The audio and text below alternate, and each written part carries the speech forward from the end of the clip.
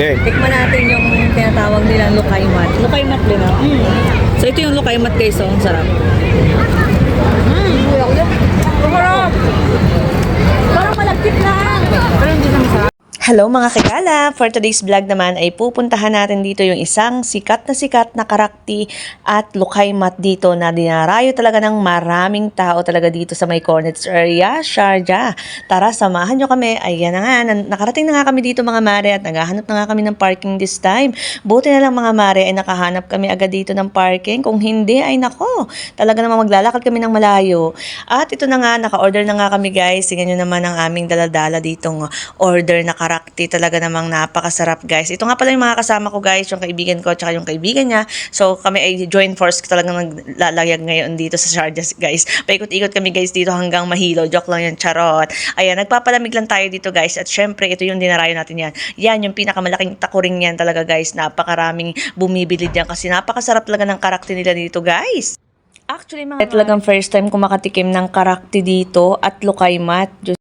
Kaya naman sasabihin ko na ang honest review ko dito sa karakti nila at lukaymat. Napakasarap mga mare. Pakinggan nyo yung aking review dito guys. Hi guys, nandito tayo sa Cornish guys. Tinikman natin yung lukaymat at yung karakti dito. Are dito guys, dito namin binili. Ayan. Malaking takore. Diyan sa takure, parang banga na malaki.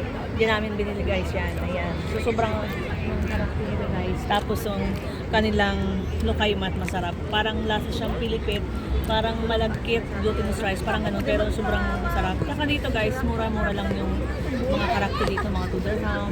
Ito mura lang din to guys. Dito kami sa park, wala kami pwesto kasi sobrang daming tao ng ganitong oras. Kahit alas 10 na dito, alas 11, parang kakasimula lang ng gabi sa mga tao dito, grabe. So ito nga pala guys, yung park na malapit sa creek. So wala siyang upuan guys. So kanya-kanyang dala guys ng upuan kung gusto nyong makaupo dito. Pero kami ang pinili na lang namin dito guys kasi mabilis lang naman kami dito guys. Siguro mga 2 hours. Charot ang haba nun.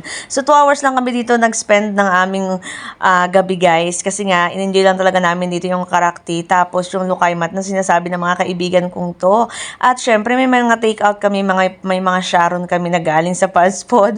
At ayan na nga, si Marinyo talaga namang humigop na ho ng karakte at talaga namang nagustuhan ng lasa.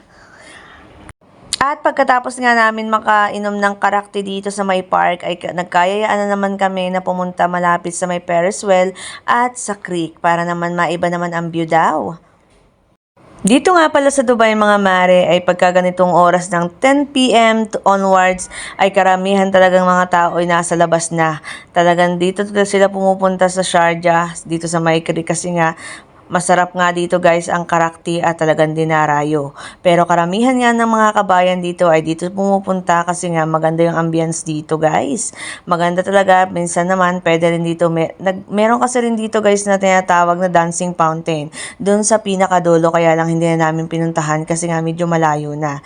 At this time nga ay pauwi na kami kaya naman naglalakad na kami kasi nga yung yung sasakyan kasi nakapark dun sa likod. At ito na nga, we're going home na guys. Kaya kung nag-enjoy kayo at naghahanap kayo ng pasyalan at masarap na karakter dito sa Sharjah, puntahan nyo na ang Cornets area. Thank you for watching mga mare. Enjoy! Sama ka sa gala ko next time.